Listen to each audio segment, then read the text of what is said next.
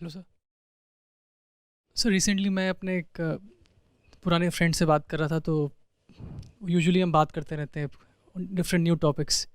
तो उसने बताया कि तेरे मतलब की चीज़ है। मैंने कहा बताओ। बोला एक बहुत साइकोलॉजिकल टर्म काफ़ी आजकल प्रेवलेंट है, तो उसका उन्होंने नाम बताया था 7 ईयर इच। तो मैंने उनसे पूछा कि एग्जैक्टली क्या होता है, तो उन्होंने बताया कि ये काफ़ी रिसर्च है, बिकॉज यूजुअली यू से कि रिसर्च पढ़ना चाहिए। तो रिसर्च ये कहती है कि यूजुअली जो मैरिड कपल्स होते हैं, तो with in 7 years, after 7 years of the marriage, usually ऐसा होता है कि डिवोर्सेस बढ़ जाते हैं, एक्स्ट्रा मैरिटल अफेयर हो जाता है और प्यार घटने लग जाता है 7 ईयर्स के बाद। तो मैंने सुना और मैंने फिर खुद पढ़ा भी कि यूएस में, चाइना में, इवन फिनलैंड में कई सालों तक ये रिसर्च भी हुआ और देखा भी गया है। तो थोड़ा मैं इसमें एंटाइज सा हो रहा था कि एग्जैक्टली क्यों हो रहा है कि 7 साल में प्यार घटने लग जाए। तो ये करते करते अचानक कबीर साहब का एक दोहा मैंने पढ़ा, और मैं, कबीर साहब बोलते हैं दोहे में, गहरी प्रीति सुजान की, बढ़त बढ़त बढ़ जाए। बढ़त बढ़त बढ़ी जाए, ऊंची प्रीति अजान की, घटत घटत घटी जाए। तो मैं पूरा वो एक तरह से उस पूरे उसमें था कि पता नहीं क्या है, मैं सोच रहा था, आई डोंट नो। अचानक से मैं रुक सा गया।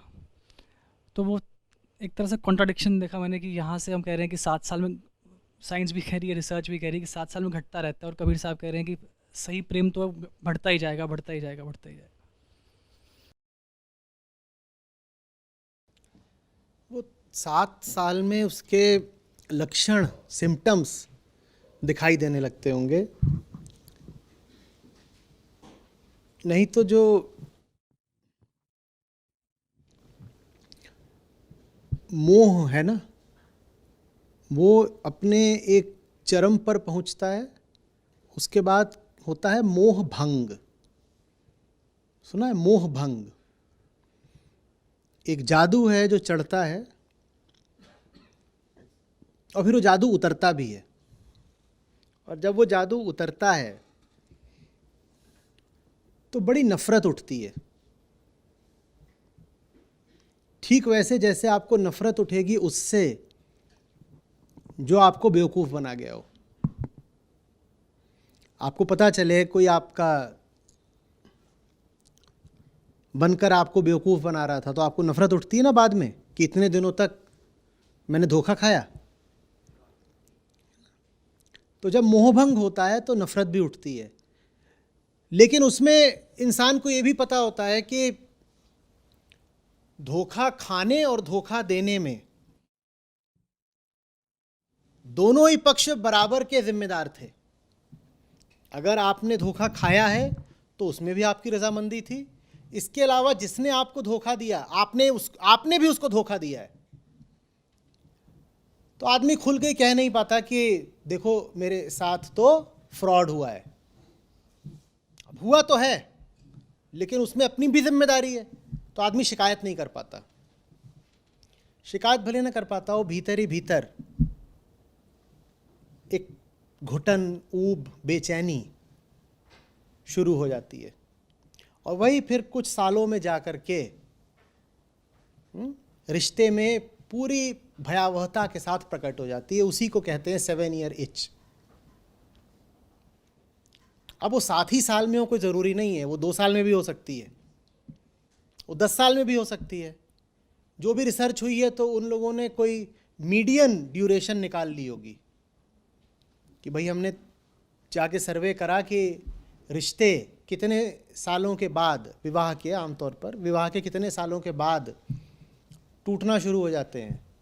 तो पूरा एक डिस्ट्रीब्यूशन आया होगा, उसका उन्होंने कुछ पकड़ लिया, बीच का एवरेज, मीडियन या मोड कुछ उठा लिया और कहने लग गए कि ये 7 ईयर इच है। वो उसको आप 6 या 5 या 8 भी मान लो, कोई अंतर नहीं पड़ता। कारण वही है। कारण ये है कि हमारे रिश्ते बनते ही बेहोशी में है। बेहोशी में रिश्ता बनता है जहाँ पर एक साधारण आदमी को आप फरिश्ता समझ लेते हो, एक साधारण सी स्त्री को आप परी समझ लेते हो, और एकदम सुरूर छा जाता है। जिसकी नई नई आशिकी लगी हो, उसका चेहरा देखना, उसके सारे पैसे बच जाते हैं, कॉस्मेटिक्स, पार्लर, हर चीज़ के, ऐसे ही चेहरे पर एक ग्लो रहता है।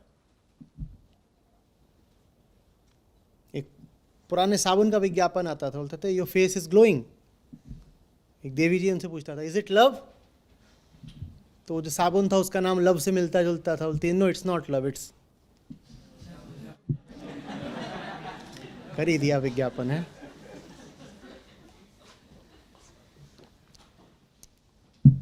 तो चेहरे पर एक नूर आ जाता है, क्या चमकता है चेहरा। अभी नई नई आशिकी है, वो इसीलिए चमकता है, आपको लगता है सचमुच आपको फरिश्ता मिल गया, लेकिन मिला नहीं होता है, वो कोई नहीं है, वो ऐसे ही है, वो एकदम। फिर याद आ गया मुझे झुन्नू लाल, वो कतई झुन्नू लाल है, पर आपकी नजर में क्या है, फरिश्ता है। क्यों है आपकी नजर में? क्योंकि आप भीतर से बेहोश हो, मोहित हो, भीतर से चार्म्ड हो, डिल्यूटेड हो। और वो डिल्यूजन कहां से आ रहा है? वो हार्मोनल है। आपके शरीर ने ही आपको बेवकूफ बना दिया है। आपका जो डीएनए है वो दुनिया में बिखरने को आतुर हो रहा है, तो वो आपको बेवकूफ बना रहा है। आपका शरीर आपको बेवकूफ बना रहा है अपने किसी बहुत पुराने एंशिएंट उद्देश्य के लिए। प्रकृति चेतना को बुद्धू बना रही है। प्रकृति क्या चाह रही है? जीन्स फैले, रिप्रोडक्शन हो, बच्चा पैदा हो। तो इसके लिए आपका शरीर आपकी चेतना को बेवकूफ बना रहा है। चेतना को उसने क्या बता दिया? सामने क्या खड़ा है, और कौन है वो फरिश्ता? झुन्नू लाल। झुन्नू लाल बन गया फर्रू लाल, ये गलत हुआ है। वैसे ही वो सामने आ गई है, अब वो भी ऐसे ही कुछ है, उसका भी कुछ नाम दे दो, झुन्नी बाई। लेकिन आपका जो हार्मोन है वो आपको क्या बता रहा है? सामने कौन है? परी है।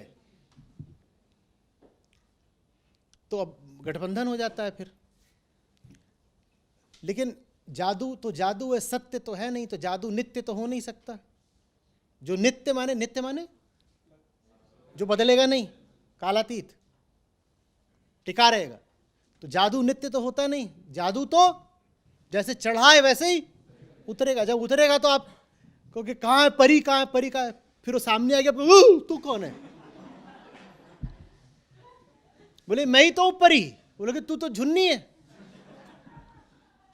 वो थप्पड़ मारेगी, बोलेगी 3 साल से परी बोल रहा था, आज झुन्नी बोल रहा है।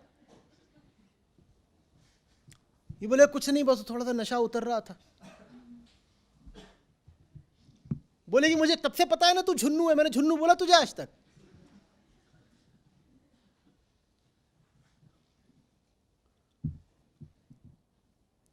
अब नफरत उठती है बहुत तगड़ी, अपने प्रति भी उठती है और उसके लिए भी उठती है। और ये आदमी की ज़िंदगी का सबसे बड़ा नर्क है। यही वजह है कि मुझे संबंधों पे इतना बोलना पड़ता है। अगर अध्यात्म का उद्देश्य है व्यक्ति को आनंद और मुक्ति देना, तो सच तो ये है कि दुख और बंधन का सबसे बड़ा कारण हमारे रिश्ते हैं। मैं रिश्तों पर कैसे ना बोलूं? आपकी ज़िंदगी बताइए किस चीज़ से खराब हुई पड़ी है? इस चीज़ से कि चीन ने आपका कुछ क्षेत्र हथिया लिया है, वो आपके लिए चिंता का विषय हो सकता है, पर छोटा मोटा होगा, ईमानदारी से बोलिएगा। आपकी ज़िंदगी क्या इस बात से खराब हुई पड़ी है कि पाकिस्तान के पास 150 परमाणु हथियार हैं? ये चीज़ आपकी ज़िंदगी को खराब कर रही है? आपकी ज़िंदगी इस बात से खराब है कि भारत के पास इस वक्त विदेशी मुद्रा भंडार कितना है, कम ज़्यादा हो रहा है कुछ? अर्थव्यवस्था बहुत गर्म नहीं हो पा रही, गति नहीं पकड़ रही, ये बात आपकी ज़िंदगी खराब कर रही है? अगर आदमी की ज़िंदगी खराब है तो उसका सबसे बड़ा कारण क्या होता है? आपके रिश्ते। हाँ या ना? तो अध्यात्म का तो ये तकाजा है कि रिश्तों पर बोलना ही पड़ेगा, क्योंकि अगर आनंद की बात करनी है तो बंधनों को तो संबोधित करना पड़ेगा ना, और बंधन रिश्तों से ही है। और रिश्ते सब बनते हैं बेहोशी में। फिर वो नफरत आती है, उसी से फिर वो 7 ईयर इच, उसको हम कह रहे थे 7वें साल में कोई खुजली लगती है कि नहीं मुझे अब दूसरी स्त्री या दूसरा पुरुष चाहिए, वो 7वें साल में नहीं लगती है, वो पहले ही क्षण से लग चुकी होती है। जिस क्षण आपको पहली बार ये एहसास होना शुरू होता है कि बेवकूफ़ बन गए, वो खुजली तभी से शुरू हो जाती है। आपको ये तो एहसास हो गया है कि आप बेवकूफ बन गए हो, लेकिन बेवकूफ बनने की जिद अभी आपने छोड़ी है नहीं। उसका प्रमाण ये है कि 7वें साल में आप एक स्त्री छोड़ के दूसरी के पास जा रहे हो, या एक पुरुष को छोड़ के दूसरे के पास जा रहे हो। आप सचमुच जान गए होते कि आपकी बेवकूफ़ी का आधार क्या है, तो आपने ये नहीं करा होता कि पहले जो रिश्ता बनाया था उसी से मिलता जुलता रिश्ता आप किसी और के साथ बनाने निकल पड़े, कि पहले हरे कप में जहर पिया था अब लाल कप में जहर पिएंगे।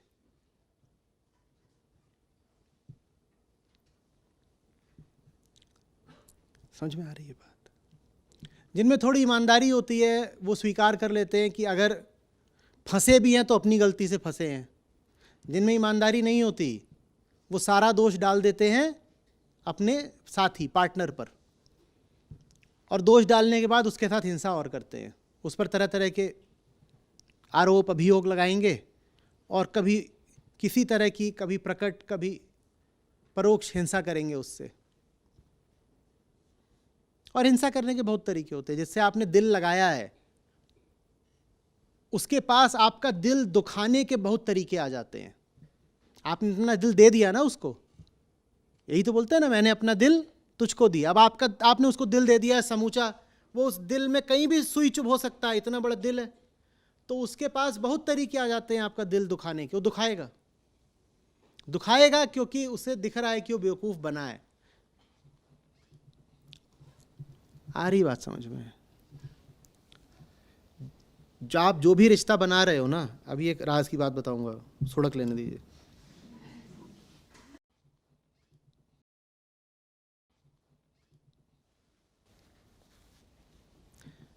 आप जानते हो आप जो भी रिश्ता बना रहे हो आप किसके साथ बना रहे हो? आपकी जो वृत्ति की सच्चाई है उसके देखे आप रिश्ता सीधे सीधे परमात्मा से ही बना रहे हो।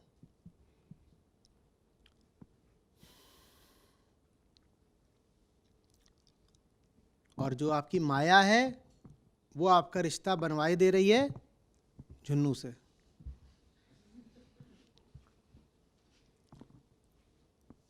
लेकिन आपने चाहा यही है, जिसने भी रिश्ता बनाया है उसने चाहा यही है कि सीधे भगवान से रिश्ता बनाए। मुक्ति को भगवान बोल रहा हूं यहां पर। जिसने भी रिश्ता बनाया है, जिसने भी गहराई से प्यार करा है, उसने यही चाहा है कि सीधे परमात्मा से ही प्यार करे। पर पकड़ किसको लिया है? झुन्नू को। और झुन्नू परमात्मा हो नहीं सकता, तो अब चिढ़ तो छूटेगी ना। ऐसी सी बात है जैसे नशे में आप जाकर के 100 रुपए का एक खिलौना प्लेन खरीद लाए हो, या रॉकेट, बच्चों का रॉकेट, 100 रुपए का छोटा सा खिलौना रॉकेट खरीद लाए हो, उसका नाम है झुन्नू। वो एक सस्ती चीज है 100 रुपए की, वो आप खरीद लाए हो। लेकिन दिल आपने दे रखा है चांद को। आप चाह रहे हो कि ये जो रॉकेट है ये आपको पहुंचा दे चांद तक, और 100 रुपए का नमूना आपको चांद तक पहुंचाएगा क्या? तो अब छूटती है चिढ़, क्योंकि प्यार तो सबको चांद से ही होता है। और जिसको अपनी जिंदगी में लेके आते हो चाहते यही हो कि वही आपका या तो चांद बन जाए या आपको चांद तक। इसीलिए तो फिर गाते हो ना, चलो दिलदार चलो चांद के पार चलो। समझ में आ रही है बात? और उधर से फिर वो बड़ी जल्दी बोल भी देती है, हम हैं तैयार चलो, क्योंकि जाना ही वही था, सबको चांद पे ही जाना है। लेकिन मिल गया है झुन्नू लाल, वो सिर्फ एक तरीके से चांद पे आपको पहुंचा सकता है।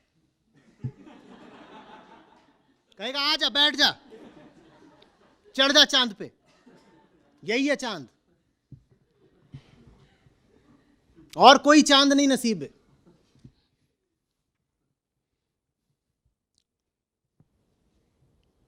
तो फिर चांद उसका बजाती भी अच्छे से, ले यही चांद है ना तेरे पास।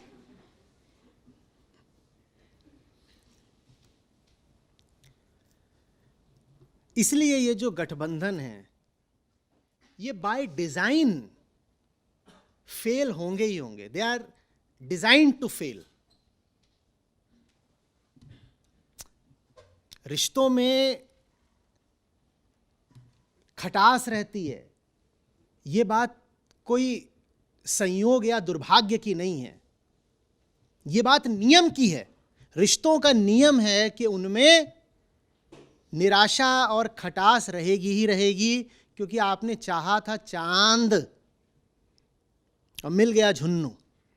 और झुन्नू के साथ भी यही हुआ है, उसने भी चांदनी ही चाही थी और मिल गई है झुन्नी. तो दोनों एक दूसरे से व्यथित तो रहेंगे ही रहेंगे, क्योंकि झुन्नू हो कि झुन्नी हो, दोनों की तलाश किसकी है? चांद की. चेतना को प्रेम किससे है? तो चेतना तो लगातार उसी को चाह रही है ना. तो सगुण रूप में भी, शरीरी रूप में भी आप जिसको जिंदगी में लेके आते हो, उम्मीद आपकी यही होती है कि तू मेरा चांद बन जा.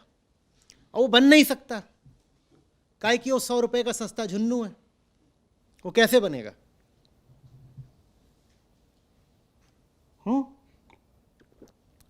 और फिर हमारी परंपरा और हमारी रीति रिवाज रवायतें बता दिया गया यही सब कुछ है. एक तो वो इतना सस्ता, ऊपर से बोल रहे हो वही सब कुछ है, फिर बोल रहे हो 7 जन्म के लिए वही है. आदमी अब जिए तो जिए कैसे? इतनी सस्ती चीज, वो भी 7 जन्म के लिए. यह आदमी ऐसा है कि खुद ही अपने आप को 7 जन्म न झेले. इससे पूछो अगले जन्म में तू वही रहना चाहेगा जो अभी है? वो बोलेगा मैं कुछ भी बनूं, ऐसा ना बनूं. ये आदमी अपने आप को नहीं बर्दाश्त कर सकता अगले जन्म में, जो भी होता है अगला जन्म, मान लीजिए होता है. ये आदमी अपने आप को नहीं अगले जन्म में झेल सकता. वो झुन्नी कैसे झेलेगी इसको 7 जन्म? पर कहा तो यही गया, ये तो लगातार एक दूसरे को झेलो, ये करो वो करो, पांव छुओ उसके.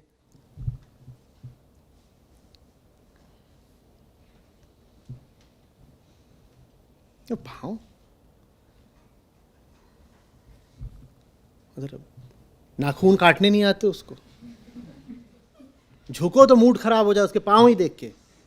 सर जरा फरिश्ते तो पकड़ते हो, कैद करते हो, इसलिए वो जुन्नू बन जाता है.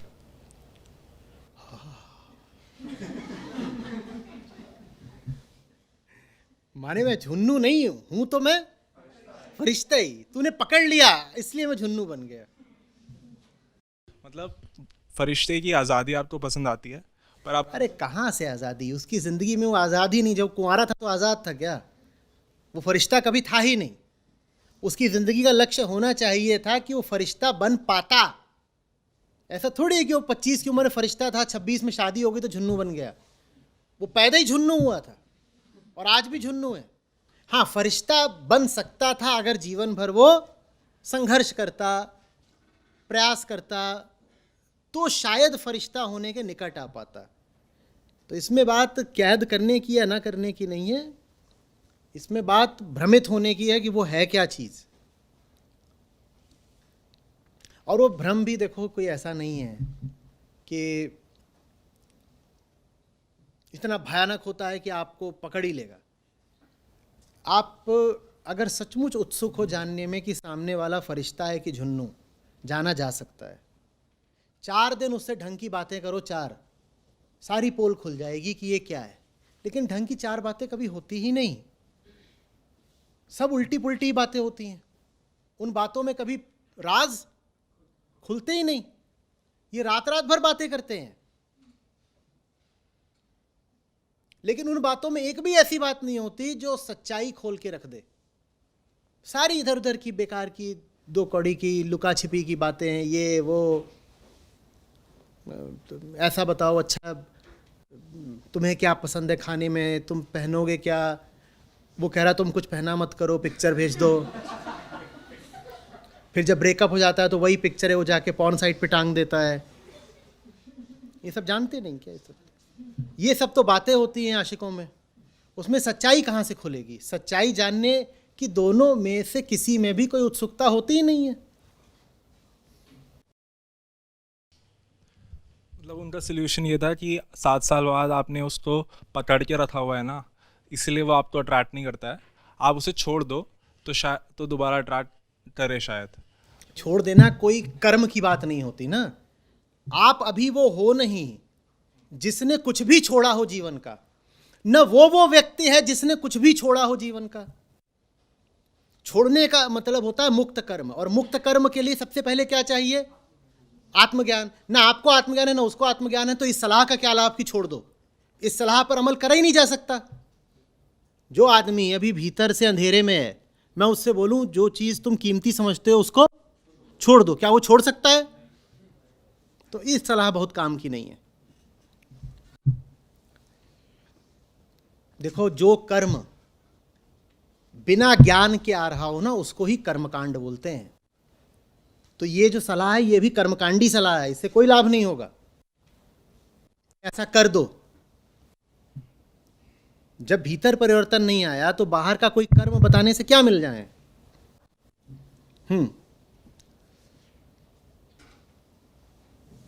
तेरी प्रीति सुजान की बढ़त बढ़त बढ़ी जाए।